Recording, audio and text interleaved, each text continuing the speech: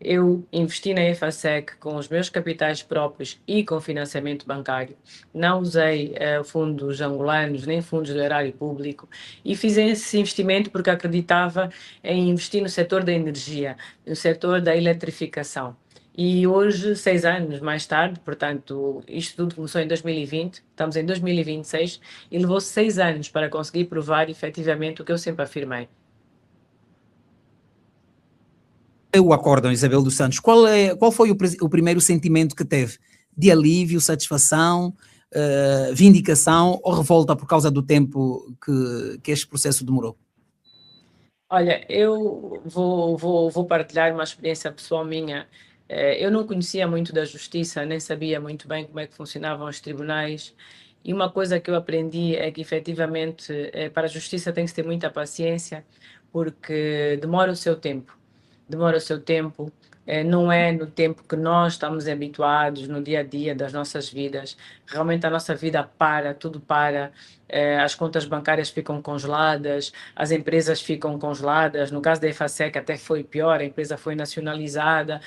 Há muitos prejuízos, há muitas coisas que acontecem que são desagradáveis, frustrantes e temos que ter muita paciência e esperar.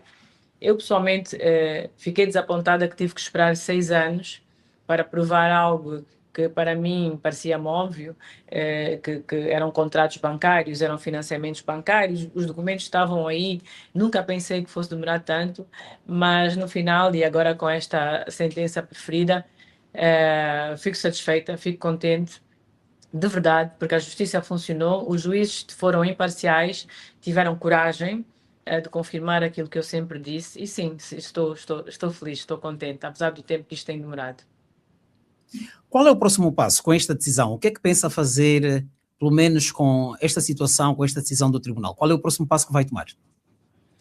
Olha, nós fizemos, portanto, este é o último passo em termos de instâncias de tribunal normal, ordinário.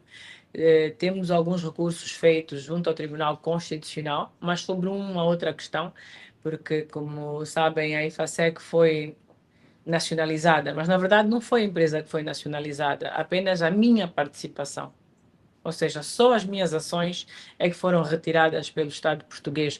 Todos os outros sócios continuaram na empresa, continuaram na EFASEC e eu nunca fui indemnizada, nunca tive grandes prejuízos, perdi dinheiro meu pessoal que tinha ganho com dividendos de outras empresas, fiquei com dívidas bancárias, enfim, a cara tem uma série de prejuízos.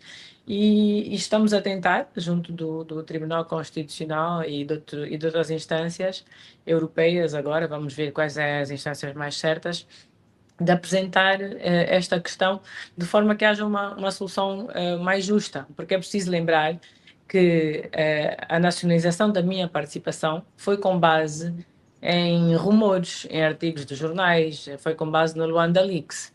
Um Luanda Leaks que foi feito por um grupo de jornalistas que supostamente tinha lido 700 mil documentos e por algumas afirmações do próprio Estado angolano que afirmavam que eu teria usado o erário público. Hoje provou-se que não foi assim, que essas afirmações não eram verdadeiras, que esses artigos não eram verdadeiros, e eu espero que haja alguma maneira, para além de se repor a verdade, também de conseguirmos repor algumas das situações financeiras e alguns dos prejuízos que aconteceram nestes anos.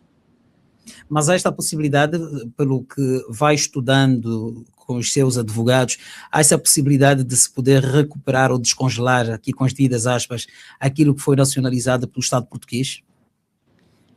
Hoje é difícil eu dizer isso, porque isso vai depender muito da Justiça ainda, portanto, de outros tribunais que terão que analisar a questão. É uma questão complexa. Não há muitos casos de nacionalização só de uma participação de uma pessoa, ou seja, normalmente ou a empresa toda que é nacionalizada, mas raramente é só as ações de uma pessoa que são nacionalizadas sem nenhuma compensação, com compensação zero. Isso é muito raro. E em Portugal, acho que a última nacionalização foi na época do Champollion, ou enfim, já digamos quase nos anos 70. Então, temos que ver qual é que vai ser a posição pronto, dos juízes e dos tribunais que mais para a frente olharem para esta questão, mas acredito que ainda seja uma questão longa e que haverá de demorar algum tempo. Pois, Isabel dos Santos, com o afastamento dessas alegações de fraude, abuso de direito, má-fé e ocultação do património, qual é o impacto que espera que isso possa ter na percepção pública que se tem relativamente à sua pessoa?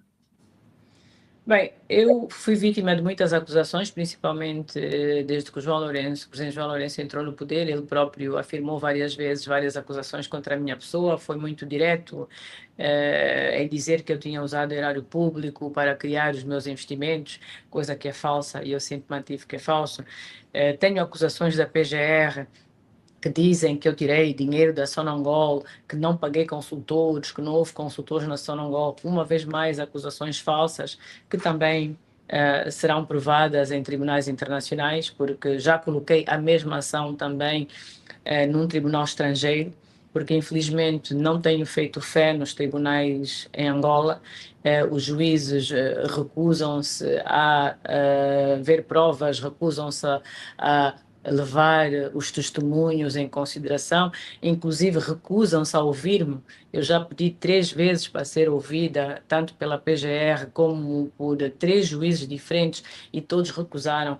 É muito raro haver um arguido que é acusado de um crime e que não pode vir prestar esclarecimentos. Eu fui negada a isto 3 vezes em tribunal.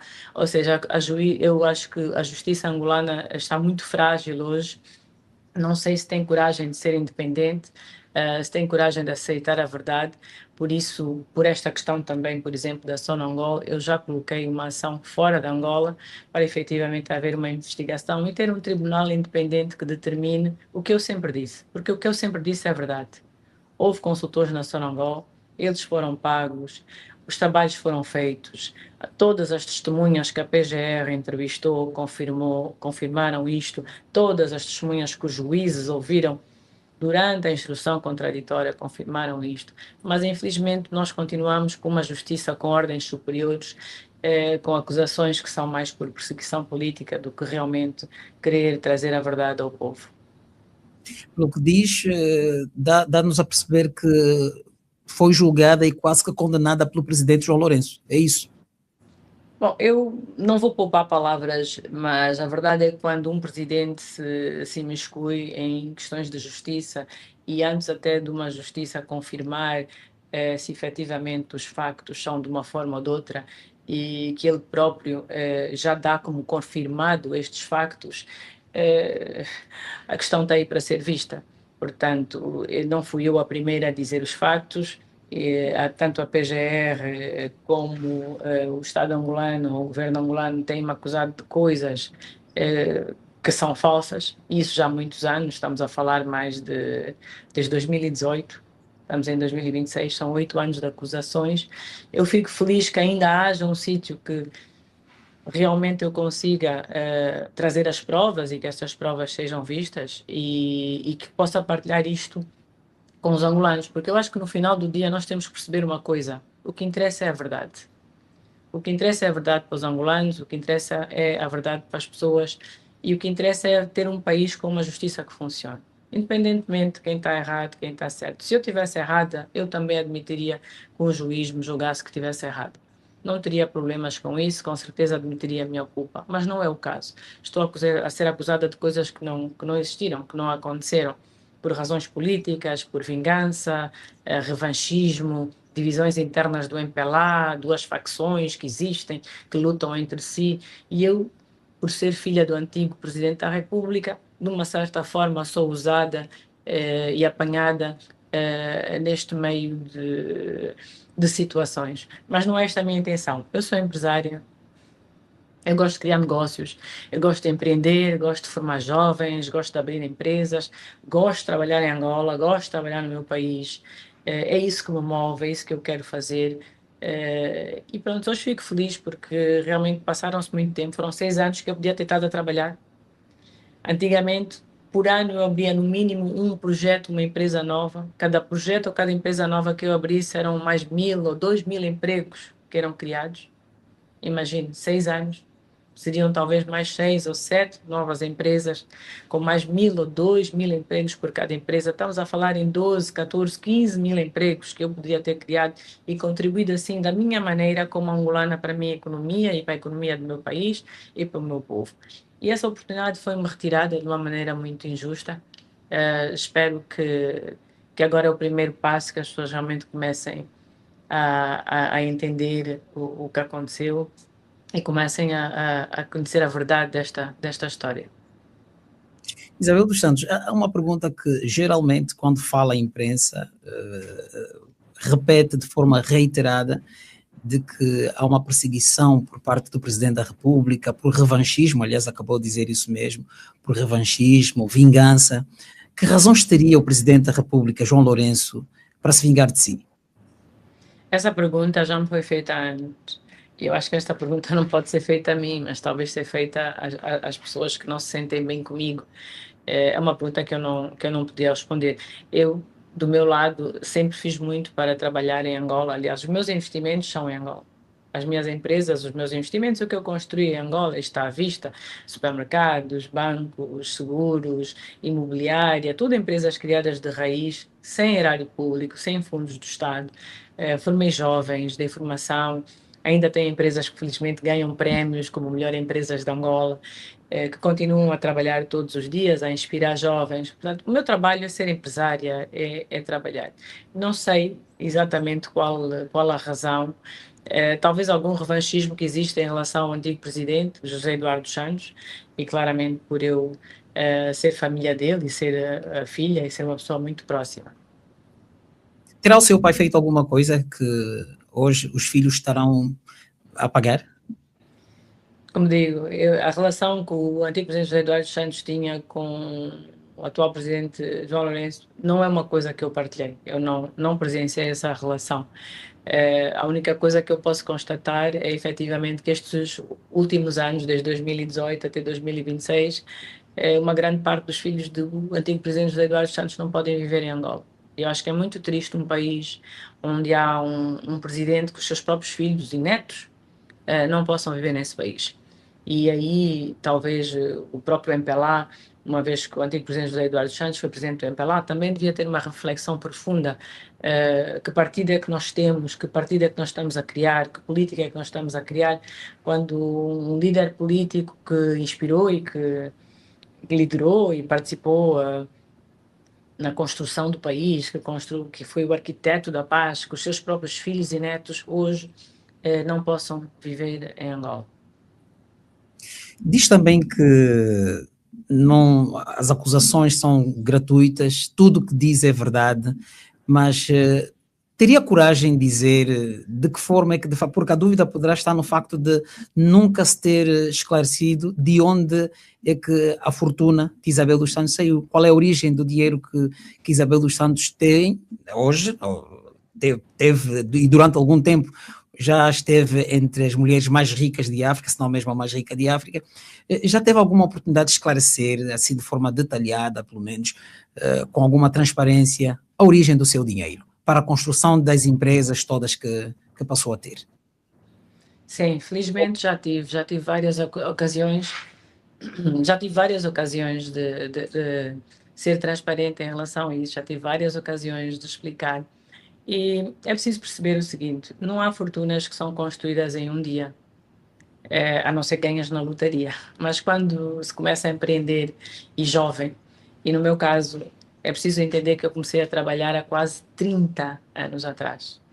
Portanto, é preciso entender que eu não comecei a trabalhar há 5 anos atrás, há 6 anos atrás, há 10. Eu comecei a trabalhar há 30 anos atrás, há 3 décadas. 1996, 97, 98. E quando eu comecei a trabalhar em coisas pequenas. Comecei com um negócio pequeno, que não era uma coisa grande, era um negócio pequenino. Fui ganhando dinheiro, fui investindo, fui crescendo, fui construindo. À medida que as oportunidades foram evoluindo, Angola ainda estava em guerra em 96, em 99 ainda estava em guerra. Quando eu iniciei o projeto da Unitel, a Unitel não era nada. A Unitel era num escritório na rua Rainha Ginga, no número 177, no quinto andar. Era um escritório pequenino, era uma ideia, havia alguns walkie-talkies, havia a possibilidade de se conseguir algumas frequências, de se tentar fazer um pequeno projeto com algumas antenas. Portanto, Angola evoluiu muito. Angola de 1996, 97, 98, 99 não é Angola de 2026. E é isso que é preciso as pessoas projetarem. Nós temos que projetar no passado. Angola cresceu muito, mudou muito, houve várias oportunidades, houve momentos em que o Kwanza teve mais forte, houve momentos em que a nossa economia foi considerada como uma das economias que mais crescia no mundo. Portanto, é tudo, é uma vida, não é 5 dias. Portanto, quando pergunta de onde é que vem a sua fortuna, até parece que quer fazer crer que a fortuna cai do céu. Não, Certamente. as fortunas que não são fortunas, mas que são objetos de trabalho, porque o que você está a chamar de fortuna, no fundo, são empresas onde pessoas trabalham. E todas essas empresas e todas essas pessoas que trabalham nas minhas empresas ajudam a construir essas empresas e fazem elas crescer. No fundo, são elas que as fazem crescer. Eu também lá trabalho, inspiro, formo, treino, mas no final do dia, elas é que constroem comigo e construímos todos juntos o que você está chamando de fortuna, mas que no fundo são empresas que trabalham, que operam, que formam quadros, que pagam impostos, que fazem uma diferença na economia. Pronto, não lhe quer chamar de fortuna, vamos falar então das empresas que empregam, não é? Há quem também, Sim, porque as Isabel, empresas também têm dívidas, como já se viu, e por isso é sim, que são houve os o caso em ativos, os Portugal de passivos bancos cobrarem dívidas, fazem tudo o faz património da parte, empresa, não é? São os claro. ativos e passivos que fazem o património da empresa, isso não tem como Sim, escapar. Mas a é verdade. pergunta logo a seguir é mesmo esta. Isabel dos Santos, em algum momento da sua vida, terá dito que o seu negócio começou dos ovos. É que há muita gente Ah, a eu vender adoro ovos. essa. Há muita Adoro gente essa a vender máxima. ovos. Estava mesmo à espera dessa pergunta. Diga. Estava mesmo à espera dessa pergunta. Adoro essa máxima. A história dos ovos. Depois, Bom, pois, vamos à terá história dos dito isso. ovos, porque eu gosto dessa história, sim. Pois, Vamos mas lá. a pergunta séria que tem logo a seguir é Isabel dos Santos. Acha que teria tido este sucesso que tem, não da fortuna, mas das empresas que emprega tanta gente, teria tido a mesma sorte se não tivesse sido filha de José Eduardo dos Santos? Bem, eu vou começar pelo menos para a história dos ovos, porque é uma história que eu realmente gosto. Primeiro, se me derem 2 minutos, eu queria me apresentar um bocadinho melhor. Eu cresci em Luanda. Cresci em Luanda, cresci no bairro Alvalade e quando era pequenina, em 1976, 77, logo depois da independência, andava numa escola chamada Aplicação Ensaio, que não era muito longe da minha casa. Naquela altura, para os nossos ouvintes mais novos, em Angola nós estávamos num período de guerra. A África do Sul tinha invadido, havia guerra forte e a situação era difícil. Nem sempre havia comida nas lojas. Nós até tínhamos um cartão que era o cartão de racionamento, não é? E as lojas chamavam-se, pronto, havia umas lojas, uma pessoa ia com um cartão e eles davam tipo X quilos de arroz, X quilos de óleo, X quilos de açúcar, enfim, via-se um racionamento por causa da guerra. E por causa disso, a minha mãe, que é uma mulher empreendedora que me inspirou muito e foi uma mulher e é uma mulher que me dá muita força até hoje, ela em casa criava galinhas. Criava galinhas e nós tínhamos galinhas em casa. E efetivamente nós íamos de 2 em 2 semanas, ela tinha um carro, íamos a um aviário buscar galinhas, íamos buscar farinha para dar de comer às galinhas e a minha mãe vendia os ovos. E eu ajudava a minha mãe a vender os ovos à nossa vizinha. A nossa vizinha fazia bolos e vendia bolos de aniversário. Inclusive foi engraçado porque ela mandou uma mensagem no Instagram que eu depois vou partilhar com o resto das minhas redes sociais e foi assim. Portanto, a história dos ovos vem aí. O que eu quis dizer é que eu aprendi a ser confrontada com dificuldades na vida e ter que empreender e ter que me virar de muito jovem. E aprendi isso em casa, em família, como digo, com a minha mãe, neste caso, porque vivíamos numa situação difícil e ela tinha que arranjar alguma maneira de ter um sustento, ela trabalhava, é engenheira, mas queria ter algum sustento extra, portanto, algum dinheiro extra para poder custear algumas das despesas que tínhamos. Então, o meu espírito de luta, de batalha, de resolver problemas, de empreendedorismo, de querer resolver as coisas, vem de muito jovem. E por isso é que eu contei e partilhei esta história dos ovos com um jornalista. Infelizmente, o Rafael Marques bate-me sempre com esta tecla dos ovos, ele adora. Portanto, Rafael Marques, esta mensagem é para ti, já que estás a ouvir e gostas desta história. Mas, o fundo, é uma história de uma criança empreendedora e que aprendeu a batalhar e a resolver os problemas muito cedo na vida, porque nós vivíamos em período de guerra. E no período de guerra, eu era filha de presidente, certo? Mas muitos que me acompanharam viam que eu ia a pé para a escola, voltava a pé da escola, sentava exatamente nas mesmas carteiras que os outros meninos, muitas vezes não tínhamos carteiras, sentávamos em cima de uma lata de leite de nido, então nunca fui tratada de uma forma diferente, não vivia num palácio, vivia numa casa normal, numa vivenda, tive uma vida, digamos assim, bastante normal para uma criança claro, não tive talvez tantas dificuldades como algumas outras crianças, mas também não tive necessariamente num berço. Perguntou-me se eu não fosse filha de presidente, se eu teria conseguido fazer as minhas empresas. Isto é uma boa pergunta, muitas vezes essa pergunta me é colocada. E o que eu gosto de responder é o seguinte: nós todos somos filhos de alguém. Mas no final do dia, nós decidimos quem nós somos e nós decidimos o que é que nós fazemos. Se me disser assim, tive mais oportunidades de estudar, tive. Tive mais oportunidades de aprender, de ter contactos, de conhecer pessoas, tive. Tenho que reconhecer isso, aliás, nem seria justo se eu dissesse ao contrário. Claro que eu pude estudar mais, claro que eu pude ter mais contactos, mas o que é que eu fiz com estes estudos? O que é que eu fiz com estes contactos? O que é que eu fiz com esse conhecimento? Criei mais-valia, pus esse conhecimento a render, a trabalhar para mim e para os outros, a construir, a ser uma pessoa produtiva. E esta é a questão principal. Independentemente de quem for o teu pai, de quem for a tua mãe, no final do dia, quem és tu como pessoa? És uma pessoa produtiva, transformas a sociedade para o bem, crias o bem para os outros, crias empregos, dás oportunidades. E foi isto que eu sempre tentei levar como lema da minha vida. Ser alguém que transforma a sociedade e a vida dos outros para melhor, e a minha e da minha família também, claro. Pois. Isabel dos Santos, vamos só concluir aqui duas questões relativamente à EFASEC. Pretende avançar, já disse que vai avançar com alguns, vai contactar alguns tribunais, vai criar alguns processos para poder solucionar este problema. Também pretende avançar com quem acusou e a colocou nesta situação? Olha, eu acho que hoje ainda é cedo para eu tomar decisões em relação ao passado, mesmo porque você disse bem, ainda há processo em curso.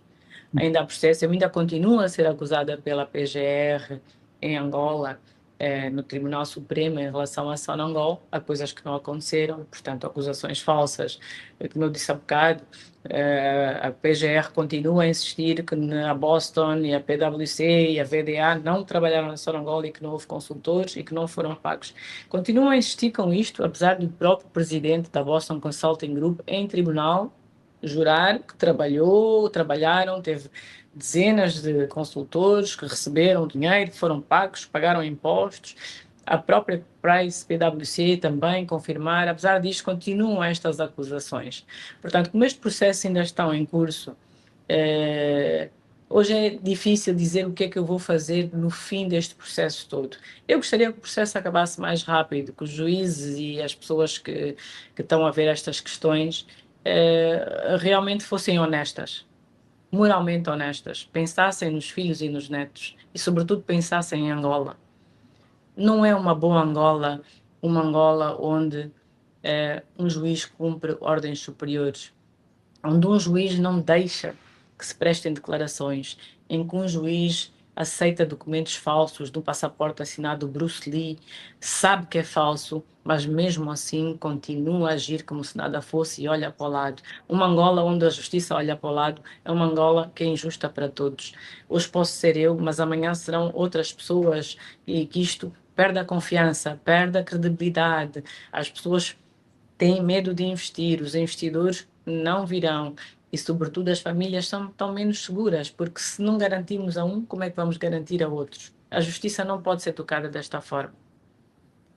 Acha que o rumo teria sido diferente se não fosse João Lourenço o Presidente da República?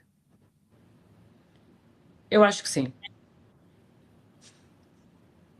Acho que Por sim. quê? Por quê?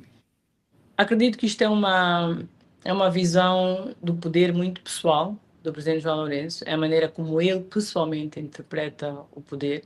E ele já vai fazer praticamente 10 anos a liderar Angola.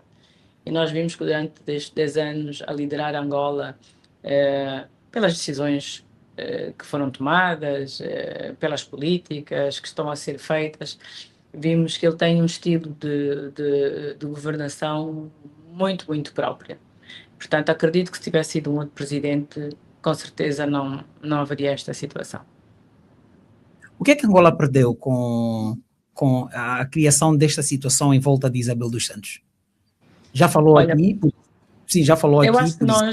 eu acho que nós perdemos uma coisa, assim, não tem a ver com a Isabel, porque acho que não é pela Isabel que se deve medir o que é que acontece em Angola, isso não, seria incorreto, nem eu quero pensar desta forma, mas eu acho que é pelo exemplo das situações que se criam quando há uma empresa como a Unitel, que é apropriada, não é? Expropriada dos seus acionistas, dos seus donos que criaram, e a Unitel para mim foi como um bebê.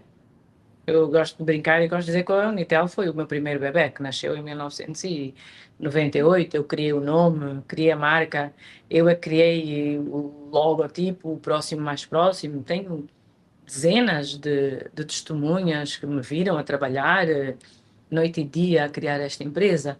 E quando vem um presidente e diz apropriação e depois vende aos amigos, quer pôr na bolsa para vender o grupo Carrinho, quer pôr na bolsa para vender o Matapalo, para vender o grupo Capaia, e é tão descarado, isto é tudo tão aberto. Eu acho que é a Angola toda que perde, porque isso faz com que amanhã quem vai ter confiança? Se acontecesse comigo, por que que amanhã não vai acontecer com outra pessoa que tenha uma fábrica, que tenha um terreno, com alguém que tenha uma mina? Basta o presidente chegar e dizer: agora isto é do Estado, as pessoas não são indemnizadas, e o Estado pega e vai privatizar e vai vender. Isto está certo? É essa Angola que se quer. Que segurança jurídica é que isso transmite a um investidor estrangeiro? Hoje, quando olhamos para internacionalmente, Angola perdeu muita da sua imagem internacional. Muitos investidores estrangeiros hoje não levam Angola a sério. Podem vir a Angola fazer uma operação de comércio, vender qualquer coisa, mas investir, construir como construíam antes, fábricas, prédios, tínhamos cidades com gruas, construção em todo lado. Hoje não se vê. E perdemos isso, perdemos esta confiança. E perder confiança numa relação é perder tudo.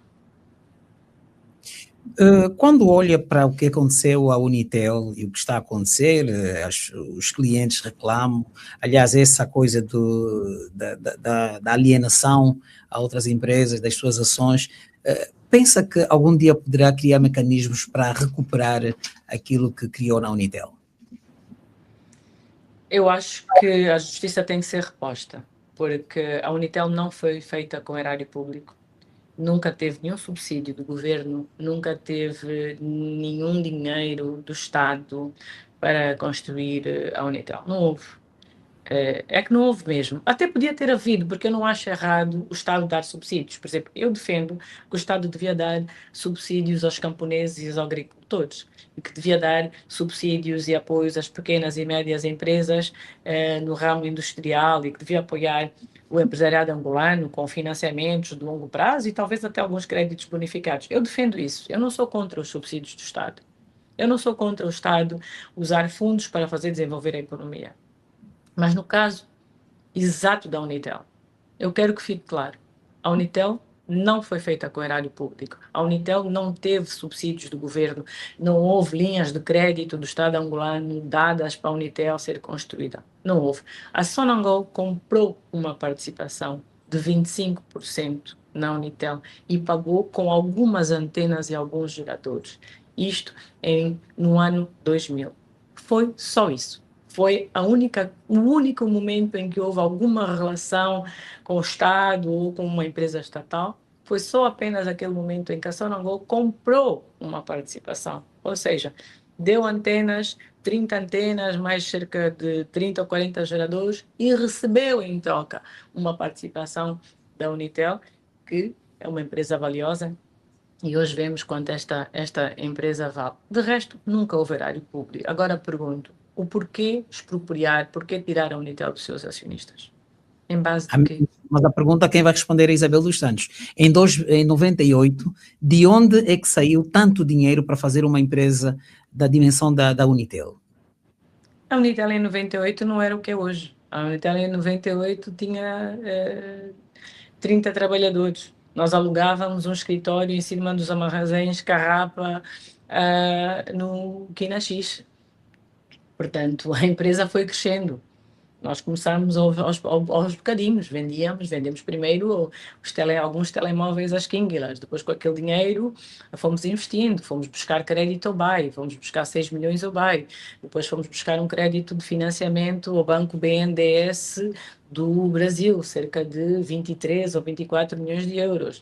Depois, a seguir, fomos buscar um crédito à Huawei, depois um crédito à Ericsson, ou seja, íamos construindo, vendendo produto, ganhando dinheiro, pagando créditos e buscando mais créditos.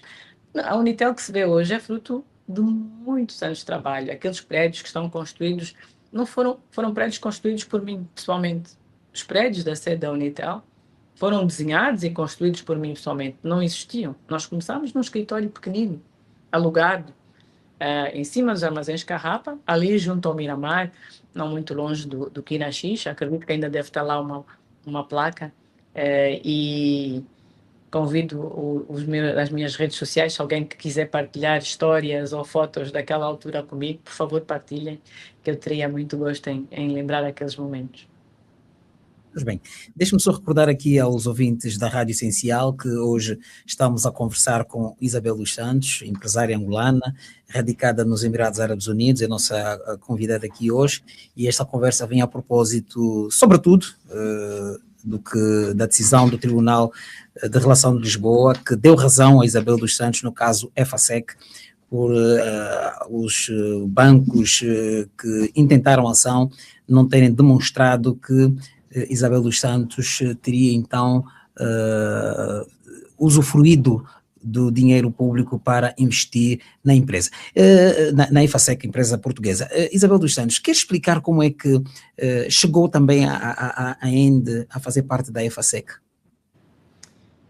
Quando começou o projeto da EFASEC, a EFASEC é uma empresa que faz o quê? A EFASEC é uma empresa que faz transmissão, portanto, para aquelas coisas que a gente vê ao longo da estrada, tipo uns postes, parecem uns V, que levam umas linhas de eletricidade.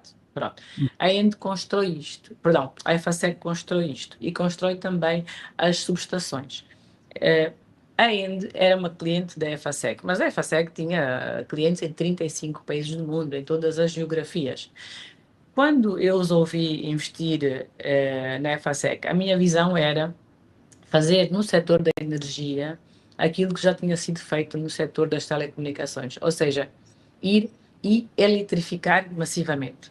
Termos a tecnologia, temos a capacidade, o saber fazer para pôr luz e eletricidade em todas as casas de todos os angolanos. A minha intenção, a minha ideia era de construir a mesma fábrica que existia em Portugal, portanto a fábrica da EFASEC, que é uma fábrica que tem cerca de 2.000 trabalhadores, de construir uma réplica igual em Angola. Para isso, convidei a ENDE a participar também no projeto, mesmo porque a nossa lei tem algumas restrições ainda quando tem a ver com a questão de equipamentos de eletricidade, equipamentos específicos da rede que são montados em Angola. Convidei-os a participar ao projeto em que eles pagariam a sua participação e eu a minha. A minha pagaria eu, com as minhas fontes, com os meus dividendos da Unitel, com o meu crédito bancário, e eles pagariam a participação deles. Eles gostaram do projeto, acharam muito interessante, porque é muito difícil transferir tecnologia europeia para a África. É preciso perceber que hoje há um grande debate, e deixem-me um minuto, vou à questão do corredor do Lubito. E é um grande debate, porque a República Democrática do Congo diz que querem levar os minerais, mas não querem fazer as baterias elétricas no Congo. E o presidente do Congo e o governo do Congo estão a pedir aos investidores que se inverta essa tendência. Vamos deixar de levar os minerais da África e fazer as baterias e fazer as subestações na Europa e nos Estados Unidos. Constroem as fábricas cá. E esta era a minha visão. Esta visão é em 2012, 2014. Estamos a falar de mais de 10 anos atrás. Fazer esta fábrica em Angola. E foi por isso que eu investi na EFASEG, convidei a ENDE a investir comigo, acreditando que seria um projeto bom, que criaria muito emprego, porque Angola precisa. Nós temos muitas aldeias que não têm luz, muitas cidades que não têm luz, municípios. O investimento na energia é enorme. E o que é que fazemos hoje? Importamos. Nós importamos todos aqueles equipamentos. E não é necessário importar. Isso pode ser produzido em Angola. Mas atenção, pegar em tecnologia europeia e levar para a África não é fácil, há muita resistência. E aqui nós tínhamos uma oportunidade única em levar tecnologia de ponta, a melhor que existia, que era tecnologia igual à tecnologia alemã, ter acesso à tecnologia, poder formar quadros angolanos, engenheiros angolanos, pessoas angolanas capacitadas dentro dessa fábrica e fazer e construir uma fábrica em Angola. Essa era a minha visão e por isso é que fiz este investimento na EFASEC. Isabel dos Santos diz que convidou. O convite foi imediatamente aceito. Não, claro que não foi imediatamente aceito. Primeiro é preciso perceber que a EFASEC foi comprada através de um concurso, ou seja, havia vários candidatos, várias empresas que queriam comprar aquela empresa. A EFASEC é uma empresa de referência em Portugal, é a maior exportadora de Portugal. É uma grande empresa, ela exporta cerca de €500 milhões, exportava naquela altura 500 mil milhões de euros, é uma das maiores empresas de Portugal. Então, mesmo o meu acesso como empresária angolana, mulher, africana, angolana, conseguir entrar nessa empresa, conseguir ganhar esse concurso, foi extremamente difícil. O crivo foi extremamente difícil, foi complexo. E o convite à ENDE foi um convite empresarial de negócios, que a ENDE poderia aderir ou não, caso quisesse, ou se não quisesse, porque de todas as formas era um projeto que estava completamente financiado, não tinha necessidade de aportes financeiros da ENDE, era um projeto que valia 195 milhões e todo o capital já estava reunido entre a banca e meus capitais próprios. Até que, ao bem da verdade, eu avancei com o dinheiro todo, com os capitais próprios todos, na totalidade. E o financiamento foi avançado inteiramente pelos bancos. Mais tarde, quando a ENDE finalmente teve as condições de entrar, mais tarde a ENDE adquiriu uma pequena participação. Mas já o projeto estava completamente financiado e pago. Não houve dependência nenhuma ou condicionamento nenhum para o negócio que a ENDE entrasse ou não. Foi apenas uma oportunidade que eu acreditei que era uma oportunidade, uma mais-valia para o próprio setor energético e empresarial do Estado. Mas era alguma coisa que o Estado angolano, o governo angolano, quer na era do presidente José Eduardo dos Santos e pouco tempo depois, naquela fase de transição, tivessem conhecimento do que estava a acontecer e das verdadeiras intenções da presença de Angola na EFASEC? Claro, claro. Este projeto foi analisado pelo ministro da Energia, o ministro Borges, que é o mesmo ministro atual. Portanto, este projeto teve o aval do ministro Borges, ele e a equipa, a sua equipa, tanto o ministro Borges como na altura o PCA da ENDE, fizeram várias visitas, fizeram visitas inclusive à própria fábrica da EFASEC, fizeram várias reuniões de trabalho, várias reuniões de avaliação do próprio projeto, da própria proposta. Portanto, o ministro Borges, que ainda é ministro da Energia hoje, foi ele efetivamente a pessoa que deu luz verde e que dentro do governo era a pessoa responsável depois de trabalhar junto dos seus colegas, homólogos, ministros, enfim, sobre este projeto e o fez, tanto mais que o projeto foi para a frente. E sobre a sua participação, também havia conhecimento por parte do Ministro da Energia e Águas que Isabel dos Santos tinha uma certa participação, eventualmente soubesse da origem desses fundos, uma vez que o Estado Claro, angolano estaria lá com a ele. Ainda assim, não houve qualquer tipo de claro, problema. claro. A minha participação sempre foi sabida desde o início, porque eu fui a motora e empreendedora. Eu sou empreendedor, sou empresário. Tanto na qualidade de empreendedor e empresário, como é, por exemplo, o Aliko Dangote. O Aliko Dangote construiu uma refinaria na Nigéria. Agora vai-me perguntar, sabiam que a refinaria era do Aliko Dangote? É claro, obviamente. E não havia razão para não saber. Primeiro, porque eu sou uma grande empresária no país, já tinha várias empresas constituídas e projetos bem formados. Não há razão nenhuma para não ser identificada. Pelo contrário, acho que a minha credibilidade e o facto de eu estar envolvida no projeto foi uma das razões com que se conseguisse vencer o concurso da EFASEC, ou seja, que eu, como agente privado, em Portugal, conseguisse ter a credibilidade para efetivamente concretizar essa aquisição. E digo mais, nós fomos, na EFASEC, pioneiros no, na fábrica de carregadores de carros elétricos. Agora, os carros elétricos já são muito comuns, já o Tesla, todo mundo já conhece, o BYD, os carros elétricos. Mas na altura, estamos a falar de 2015, 2016, era uma matéria pouco conhecida. E eu fui pioneira. Construí uma fábrica de carregadores para carros elétricos, ou seja, para carregar a bateria do carro elétrico, naquela altura ainda, e teve um sucesso muito grande. Vendemos muitos carregadores, muita estação de carregamento para carros elétricos para dezenas de países diferentes do mundo. A EFASEC começou a dar dinheiro, começou a ser uma empresa rentável, um bom negócio. Acha que o Estado português lhe deve ou deve a Isabel dos Santos alguma coisa pelo que fez na EFASEC, uma vez que na altura em que começou lá, a EFASEC não tinha a dimensão que tem como empresa que tem hoje, ou que teve há algum tempo e até hoje? A EFASEC é uma empresa antiga, né? Ela vem desde 1969, ela é uma empresa histórica.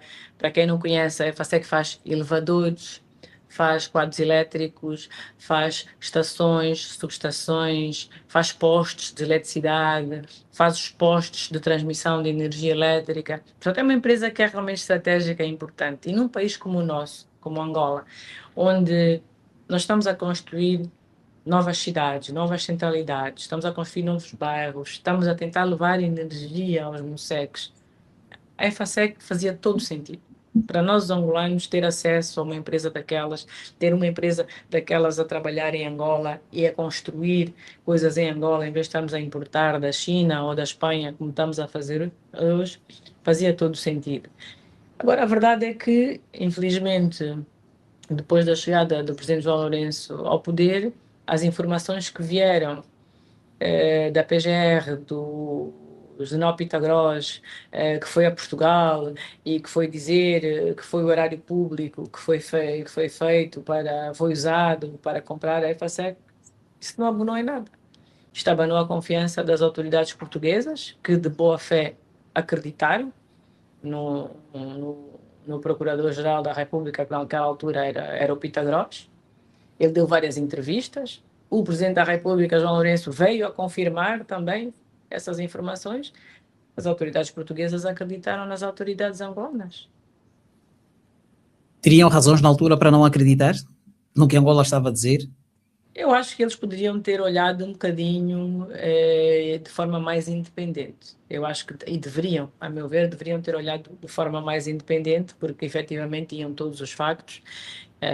Mas, como sabe, há uma espécie de um acordo chamado um tratado, né, de cooperação entre os dois países, Angola e Portugal resolveu seguir o tratado e não quis olhar para a questão de forma independente naquela altura.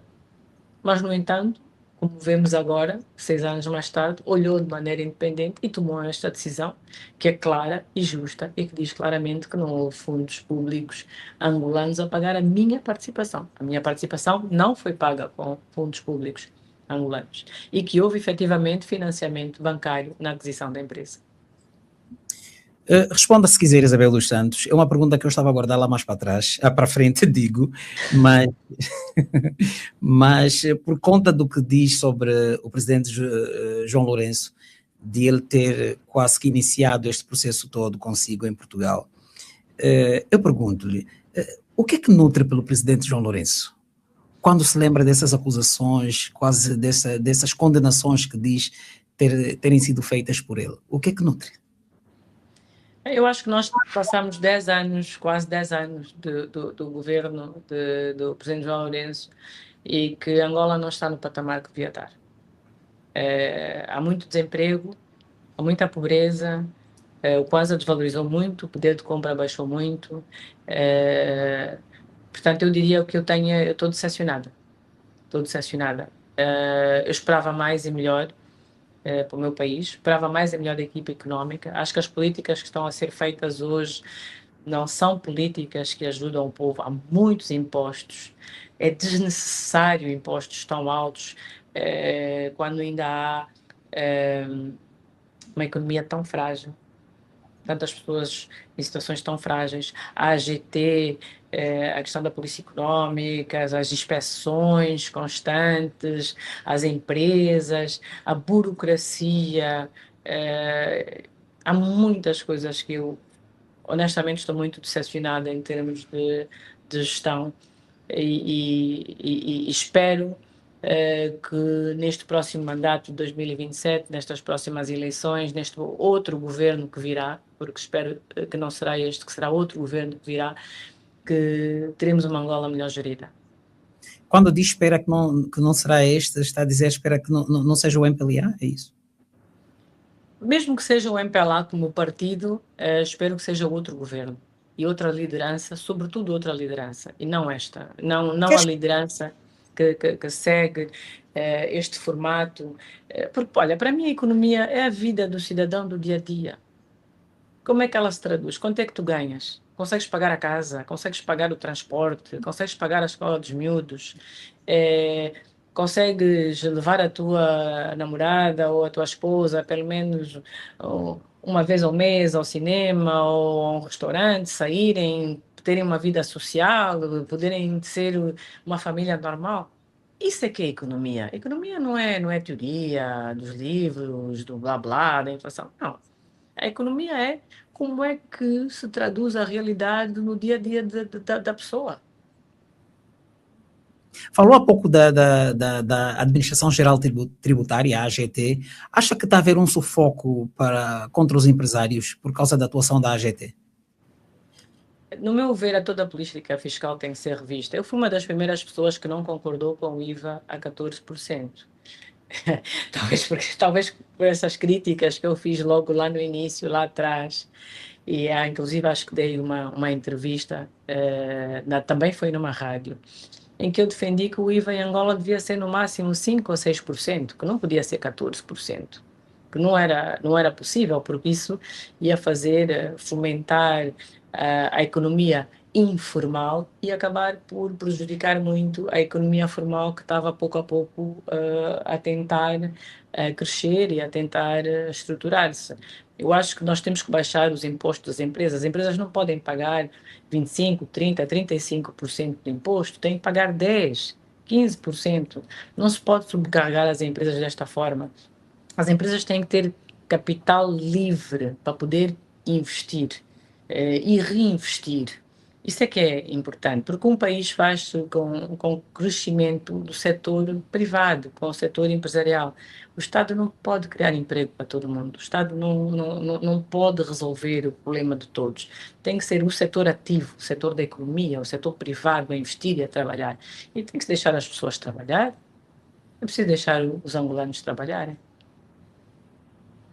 Acha que com esta forma de aplicação dos impostos, o Estado vai ao bolso dos empresários? Acredita que isso também afasta, aliás, já disse isso em outros momentos, isso afasta a que mais investidores possam cá vir, quer os internos a continuarem a investir em Angola e os estrangeiros também? Eu acho que sim, acho que afasta, porque, sabes, No fundo, na vida, no mundo, tudo é uma espécie de concorrência, não é? Então, Angola concorre com outros países para atrair o investimento. Por exemplo, se eu sou um investidor da América do Sul, digamos do Brasil, e quero investir em África, eu vou olhar para os vários países africanos e vou perceber onde é que há mais impostos, onde é que há menos impostos, onde é que há mais condições, onde é que há menos condições, onde é que há mais talento, onde é que há mais recursos humanos, onde é que há mais burocracia, onde é que há menos. E quando nós olhamos para isto, nós em Angola temos impostos altos, muita burocracia, muitos entraves, um sistema lento e ineficaz. Então é difícil, é mais atraente tu investir num outro país do que investir em Angola. Nós falamos muito de melhorar o clima dos negócios, mas é conversa. É conversa. No final do dia, não é verdade. Porque se olharmos a quantidade de taxas e taxinhas, documentos novos que estão a ser pedidos, o número de burocracia, tudo mais, só aumentou, não diminuiu. Não diminuiu. E criamos um sistema mais complexo. As empresas que são pequeninas, o salão de cabeleireiro, uma pequena sorvetaria, precisa daquela burocracia toda que hoje tem que ter. Não se pode simplificar e ter uma licença única e uma taxa mínima, 5%, flat tax tipo igual, baixinha, só para as pessoas poderem fazer aquele negócio de forma legal. Não será que não podemos pensar diferente? E a mim preocupam, porque não vejo essas soluções, não vejo esta proatividade. Eu não vejo o governo a sentar com os empresários e a falar com os empresários mesmo. Sentar à volta de uma mesa, pedir para eles escreverem no papel o que é que querem e depois implementar essas políticas. Não implementam. Falta visão, do seu ponto de vista. Falta. Falta visão e falta plano. Angola hoje não tem plano e não tem visão. Estamos a navegar sem rumo. Okay. Isabel dos Santos, vamos falar só um bocadinho mais sobre a Sonangol, que é um assunto que já se fartou de falar em quase todas as entrevistas que deu, mas eu gostava que dissesse, porque esse é um dos temas mais controversos, a sua passagem pela Sonangol, e que está a ser então quase que o pilar da sua situação judicial. Qual é que considera, Isabel dos Santos, trabalhou durante um curto espaço, mas entre as várias decisões que tomou na Sonangol, qual é que acha que foi a decisão errada que não devia ter tomado, que se pudesse, faria tudo de novo? Bem, primeiro quer dizer que eu na Sonangol nunca tomei decisões sozinha, porque a Sonangol toma decisões de forma colegial, ou seja, nós somos um conselho de administração e as decisões são tomadas em conselho de administração. Eu fui presidente do conselho de administração e presidente não executivo.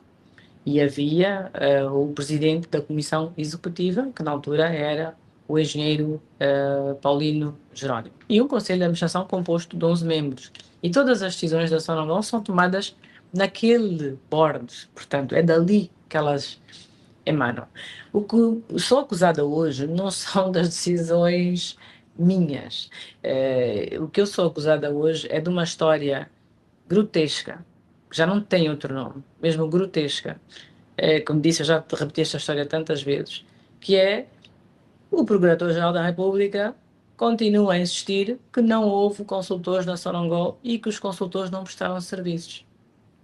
Havia o nono piso e o 10º piso cheio de consultores.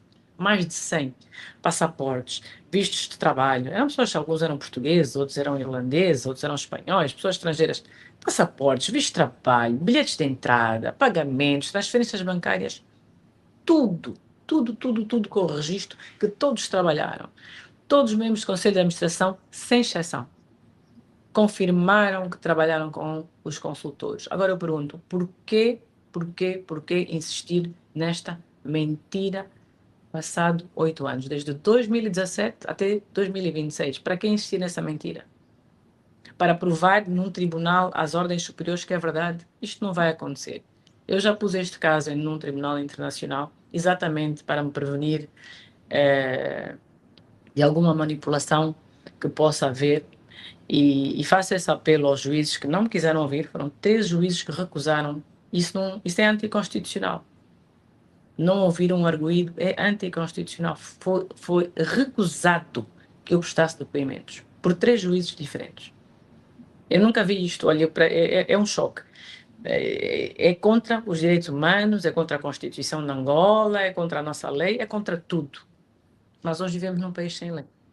É alguma Exatamente coisa, para... Diga. eu ia perguntar, é alguma coisa que lhe faz lembrar de situação semelhante? Não ser ouvida? Por não prestar declarações, não ser ouvida, não. Esta é a primeira vez. Noutros registros, em outras jurisdições, quando foi necessário, quando pelo menos ou prestei declarações ou por escrito ou oralmente, mas negar ser ouvido, um arguido, isso é anticonstitucional, isso é contra a nossa Constituição, isso é contra os direitos, isso não existe. Aliás, os advogados que me estão a ouvir hoje, alguns devem estar bastante surpresos de ouvir que nós temos juízes em Angola a tomarem decisões em que não querem ouvir o arguido. Isso não existe, não é possível. É contra os direitos, é contra a nossa lei. Portanto, como eu digo, eu só espero que esta justiça, a mando de ordens superiores, que ganhe coragem, que seja isenta, que trabalhe de forma independente, porque Angola está aqui para muitos, muitos, muitos anos. Não é? Angola é um país que ainda está aqui para mais 100 anos, 200 anos, 300 anos, e tudo isso é a nossa história, fica na história. E nós temos que ser capazes de construir um sistema de justiça que funcione. Porque amanhã estas próprias pessoas que hoje cometem esses erros ou estas atrocidades na justiça, amanhã eles podem também ter lá os seus sobrinhos, os seus próprios filhos, os seus netos, também vão estar lá nessa justiça, que eles estão hoje a criar. E aí como é que vai ficar? Vão Eventualmente dizer o quê? Diga. eventualmente eles próprios.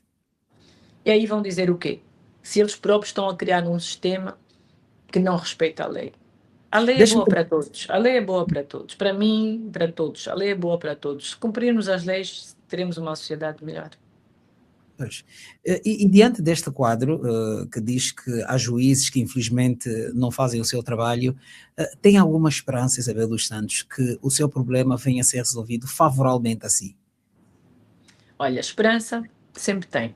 Porque dizer esperança é a última a morrer e acredito que ainda há luz ao fundo do túnel. Que haverá, com certeza, dentro das pessoas que hoje ainda acreditam em Angola e que acreditam que podemos construir um país, que essas pessoas não vão desistir. Da mesma maneira que eu também não vou desistir e sei que você também não vai desistir. Nós não podemos desistir de Angola. Angola é nossa, não vamos desistir do nosso país. Agora temos que melhorar. Temos que perceber o que é realmente importante e destruir o pilar da justiça não pode acontecer. A justiça é importante para todos nós. Diz que não vai desistir de Angola, vai continuar distante do país, não desistir de Angola à distância, ou considera daqui a curto prazo regressar ao país e fazer a sua vida aqui, eventualmente responder aos processos judiciais aqui em Angola? Olha, a minha família é angolana, os meus filhos são angolanos, ainda não tenho netos, mas se um dia tiver netos também serão angolanos. Portanto, a minha vida será sempre ligada a Angola. Hoje eu não posso regressar a Angola. Gostaria, mas não posso. Exatamente porque há uma perseguição política. Ela existe. A perseguição política ela existe. E como acabei de mostrar, temos tribunais e temos juízes que não são isentos e não são independentes. E então não é a melhor situação, não é uma situação boa. Mas eu tenho esperança que tão logo estas questões políticas mudem, porque eu acho que o meu caso é um caso mais político do que judicial. A questão que acontece é porque o PGR é instruído politicamente. É preciso perceber que o PGR é uma espécie de advogado do Estado, o advogado do presidente, no fundo, o advogado do governo, não é? O PGR, ele faz aquilo que lhe mandam. E enquanto lhe tiverem a mandar... Diga? Diga? Isso que está a dizer no contexto angolano. No contexto angolano, na lei angolana, sim. Na lei angolana está previsto que o Procurador-Geral da República que é uma espécie de um advogado do Estado, não é? Portanto, que Sim, vai e que responde. advoga a chegar ao Estado, que ele responde às instruções do Presidente da República. Portanto, efetivamente, enquanto o Presidente da República manter estas instruções, dificilmente as coisas vão mudar. Quando talvez haja mudanças políticas em Angola, aí eu acredito que esta questão vai acabar por ser resolvida, porque ela é uma questão política, não é uma questão judicial. Acho que já não há dúvidas que houve consultores na zona Angola e que eles prestaram serviço. Isso já é uma desculpa farrapada para continuar com processos e com contas arrestadas, bens arrestados, quase 8 anos com contas bancárias arrestadas, bens arrestados, passaporte arrestado, sem direito de movimentar. Isso é uma desculpa para continuar a guardar na situação onde eu estou hoje. Uma situação em que, enfim, pouco posso fazer, porque efetivamente o Estado é o Estado, não é? O Presidente é o Presidente, mas com a mudança política em Angola, acredito que as coisas serão diferentes. Feita a justiça a seu favor, Isabel dos Santos, pensa em avançar com o processo contra as pessoas que fizeram isso assim? Perguntei isso em relação a Portugal, agora pergunto-lhe em relação a Angola. Olha, eu, por exemplo, na questão da Unitel, mais especificamente,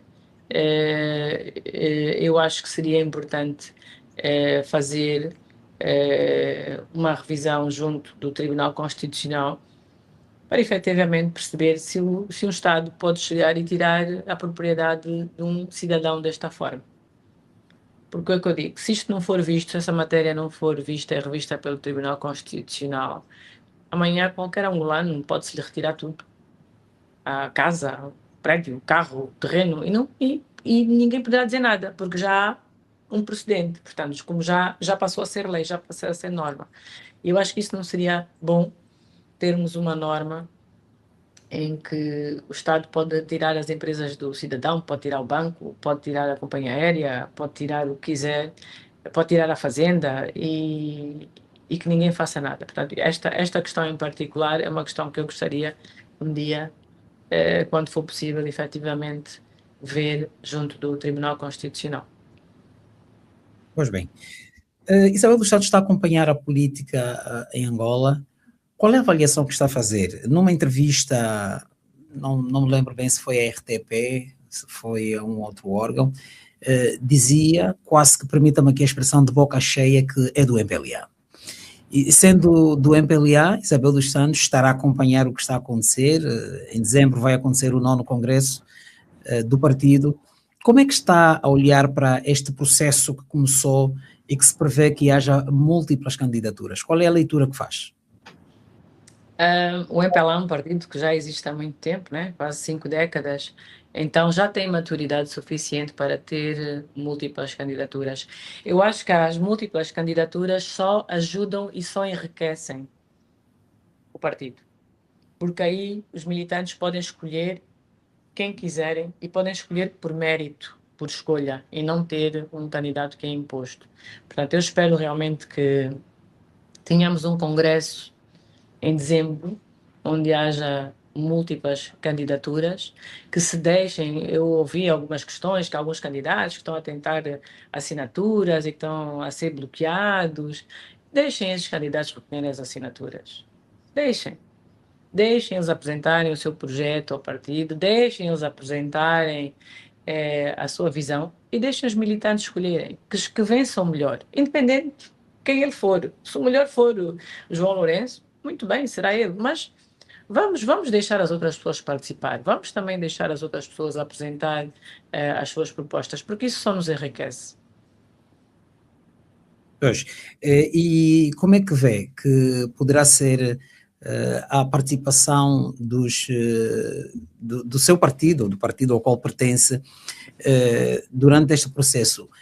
O general Higino Carneiro, por exemplo, tem estado a encontrar dificuldades mesmo na recolha de assinaturas para poder, então, candidatar-se a este processo. Entretanto, há já questões que são levantadas como violação de prazos, violação por exemplo, de determinados procedimentos, acredita que haverá lisura com essas situações que estão a acontecer? Não, eu acredito, não, eu tenho acompanhado o processo e o processo já parece ter atropelos.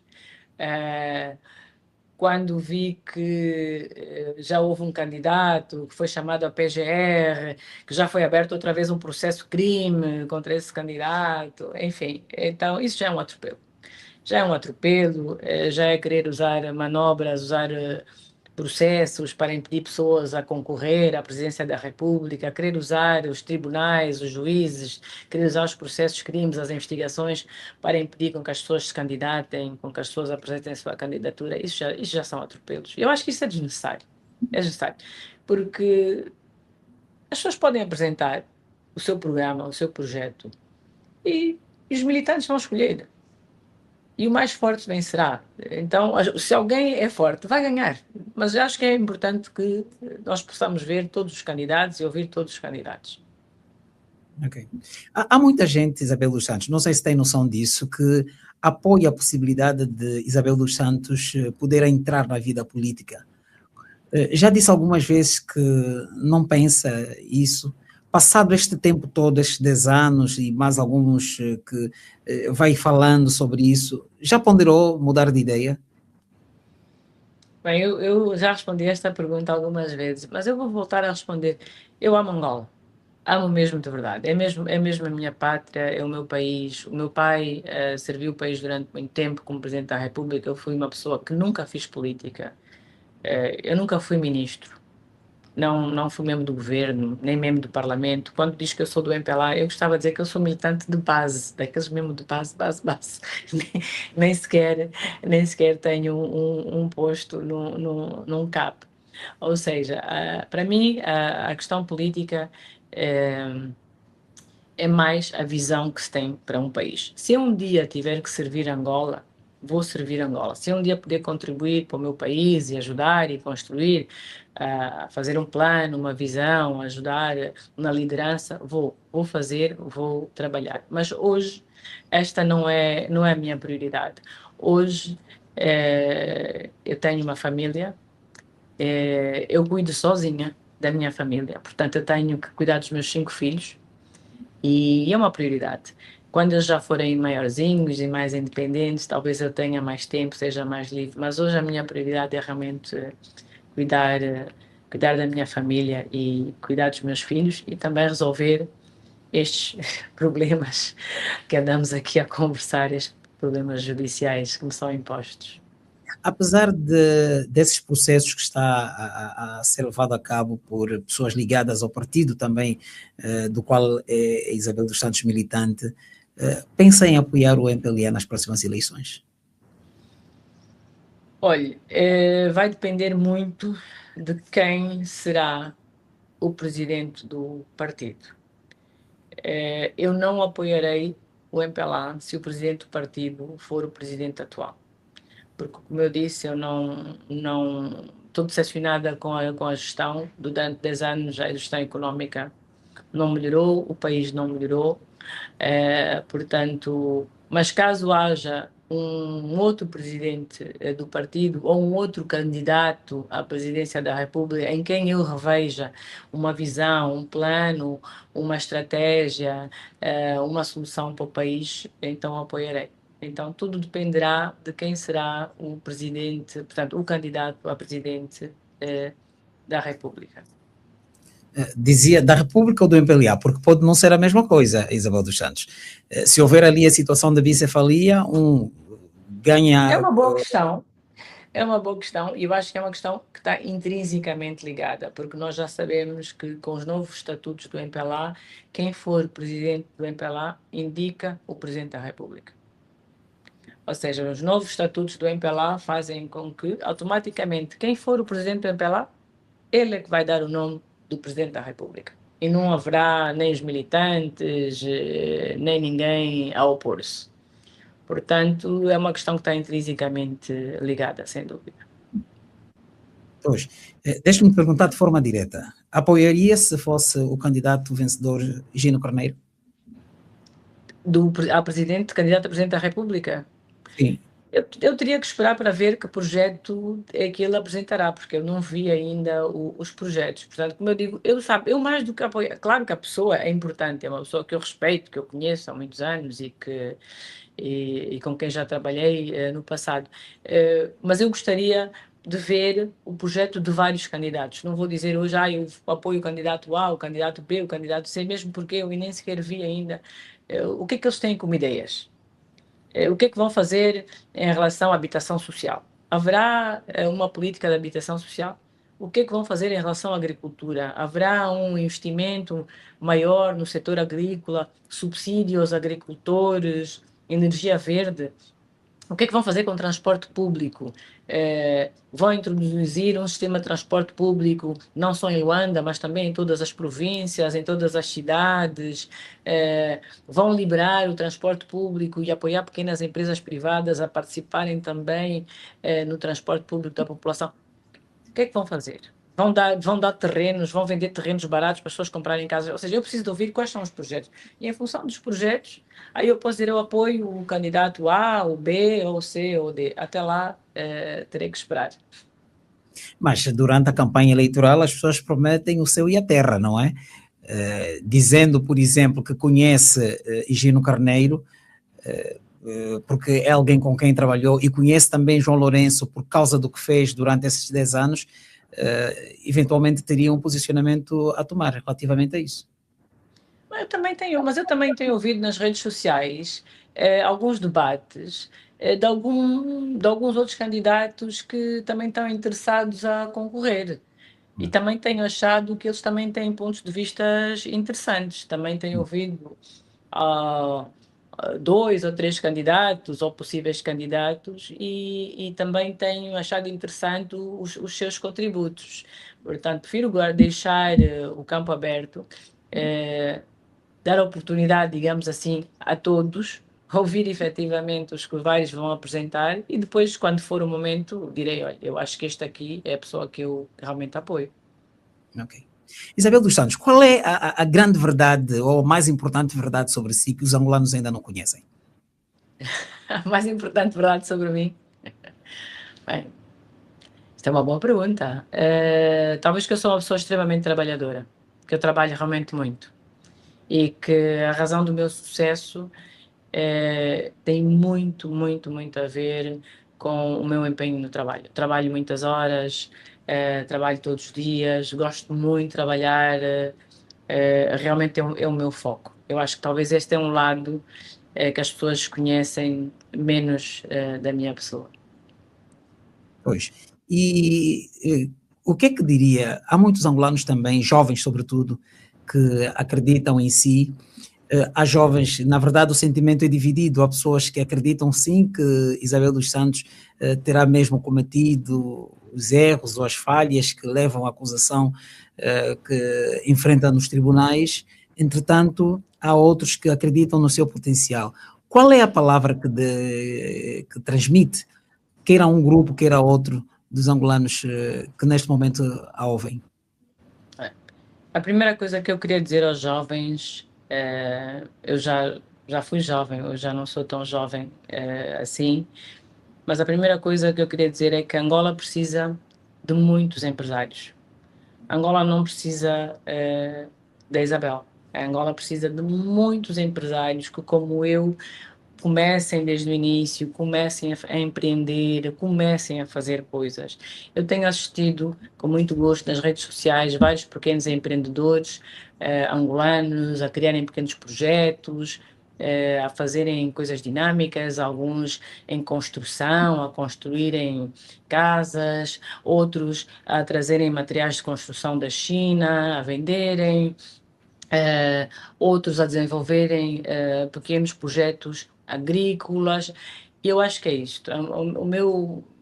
A minha palavra seria continuem, façam, sejam mais, porque nós temos que ser muitos a fazer, muitos a fazer, muitos a trabalhar, muitos a ser empresários, muitos a criar oportunidade, muitos a criar negócios e só assim é que Angola vai realmente crescer e melhorar. E espero que haja muitos que sejam muito maiores que eu e consigam ter muito mais sucesso que eu tive e consigam alcançar e construir muito mais empresas do que eu construí, porque Angola precisa, Angola merece e, sobretudo, Angola é um país bom, que tem muito para nós, para os angolanos. Nós podemos também dar muito à nossa terra, podemos dar muito a Angola.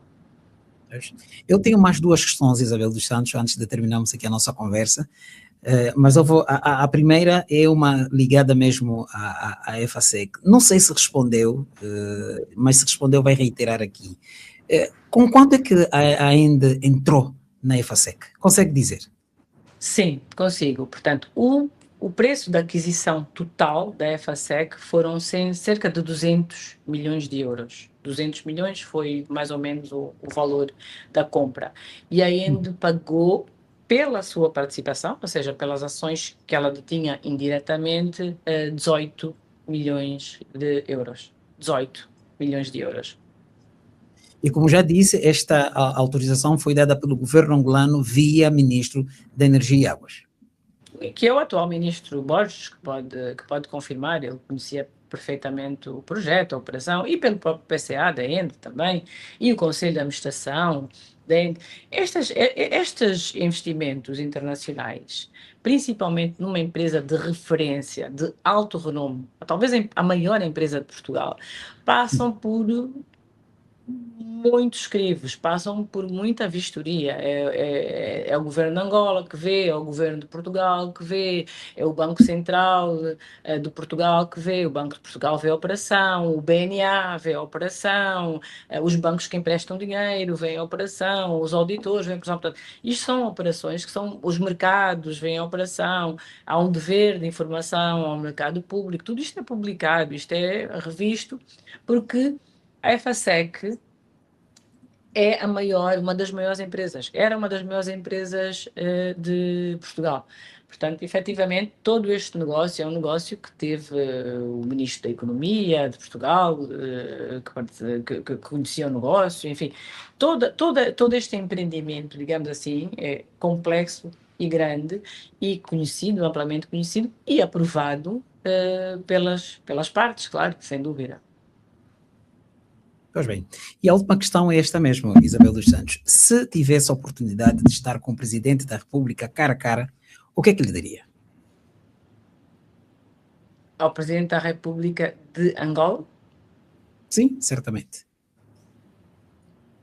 Bem, talvez diria que Angola precisa de um plano, Angola precisa de uma visão, Angola precisa de uma economia que funcione, Angola precisa de mais emprego, Angola precisa de ter um investimento público que está nas prioridades certas, ou seja, nós temos que investir naquilo que realmente muda a vida das pessoas do dia a dia e que Angola, sobretudo, precisa de confiança e confiança só se constrói com justiça.